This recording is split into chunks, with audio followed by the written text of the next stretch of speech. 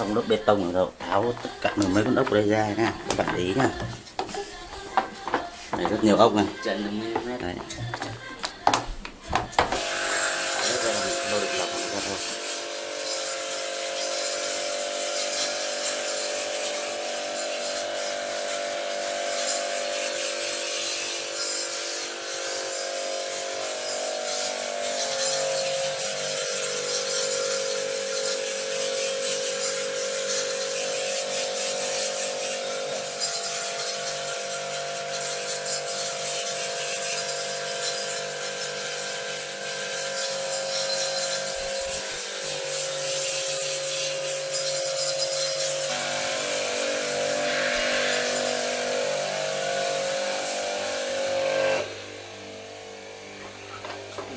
Vệ sinh sạch sẽ tất cả lại để các bạn lắp vào cú nha, có rất là nhiều con ốc 12 đây nha.